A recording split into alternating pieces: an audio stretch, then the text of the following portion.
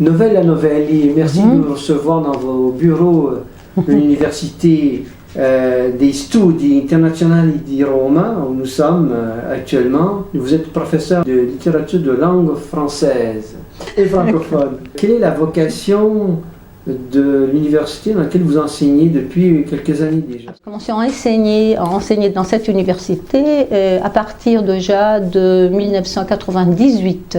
J'étais chargée de cours et je travaillais à l'université de l'Aquila.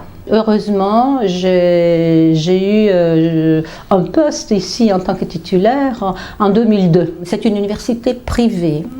Nous avons pas mal d'universités à Rome, hein, nous aussi, nous en avons beaucoup. Mais ce qui fait la spécificité de cette université sont les profs, les professeurs. C'est-à-dire, on a choisi des professeurs qui venaient de l'académie, si vous voulez, mais aussi des professeurs qui venaient du monde du travail. C'est-à-dire, c'est une université qui se fonde, si vous voulez, sur la traduction et l'interprétation. Nous avons 2 cours d'études, la licence sur 3 ans et nous avons le master sur 2 ans.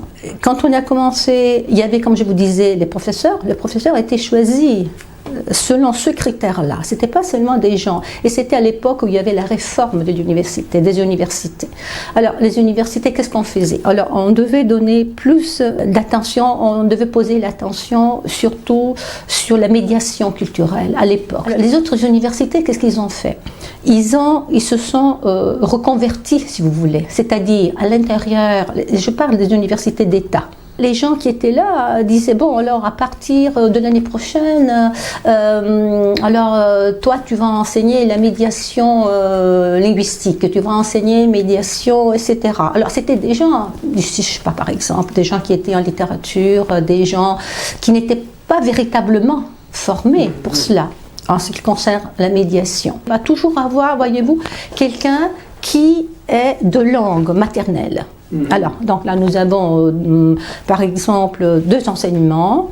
L'un qui va vers la langue d'arrivée, si vous voulez. Oui. Alors là, ce sera la personne qui appartient, disons, à la langue, dans la langue maternelle, je ne sais pas, l'italien, ou sinon, est français. Alors ça, c'est déjà une spécificité, c'était très important, comme je vous disais, parce qu'on ne sait pas, c'est pas une université qui s'est reconvertie, si vous voulez. Je ne sais pas si c'est le bon mot, reconvertie, mais là, elle est née déjà.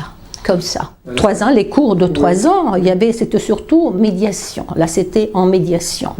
Et ensuite, il y a le master. Ouais. Les masters en interprétation et traduction. Il y a eu des gens qui ont enseigné ici et qui venaient du monde du travail. Alors, par exemple, celui qui était traducteur au Parlement, par exemple. On peut dire que vous formez les nouveaux cadres européens. Absolument. Absolument. C'est ces capitales. Ces cadres, ils trouvent du travail tout de suite, je suppose, enfin, dans les administrations diverses et variées, soit à la fois du côté des entreprises que du côté... Absolument. Et ils font des stages aussi, bien sûr. Ils font des stages, nos étudiants. Hein. Oui. Ils vont à la Cour européenne, ils ont des stages absolument internationaux. Et donc, ils participent à tout cela. Parce que là, ce qui est important, c'est vraiment le lien avec le monde du travail. Ils vont être très bien occupés, je sais pas, des postes aussi de prestige dans la diplomatie, par exemple, en tant qu'interprète, en tant que traducteur aussi.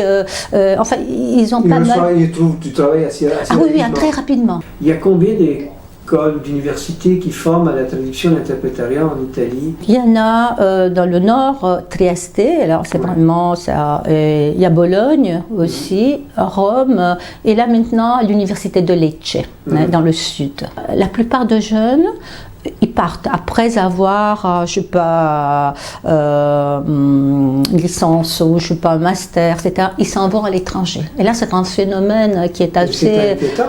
C'est très inquiétant parce qu'on va plus avoir de jeunes surtout, mais après, qu'est-ce qu'on va devenir? Le pays, ce sont les énergies, les énergies d'un pays. Les pays se forment et ils s'en vont. Ils s'en vont, et c'est très grave, Est-ce qu'il y a une réflexion, est-ce qu'il y a des tentatives Pour l'instant, Est-ce non. qu'il y a un Il lien faudrait. Ah non, non, non. Ce qui partent là, il est évident. Là, ils trouvent un emploi, vous voyez. Hein. Ouais.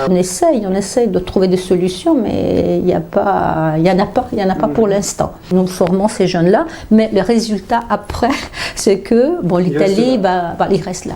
Se vide de ses ressources, hein, quand même. Et ce qui est intéressant dans les programmes aussi, il y a, on insiste beaucoup, surtout dans les programmes de licence, si vous voulez, sur la langue et sur la culture des pays. Alors, parce que là, d'abord, on étudie la langue, hein, c'est-à-dire la langue de chaque pays, et disons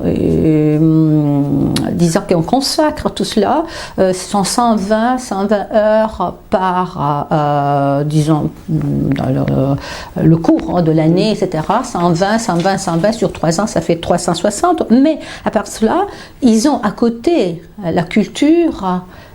Et ils doivent connaître la culture, la société de ces pays. Alors vous voyez, c'est quand même important pour quelqu'un qui va faire de la traduction, va faire de l'interprétation. Le dialogue est beaucoup plus simple, plus direct, c'est la connaissance, la véritable connaissance de l'autre. C'est ça qui est important. Hein?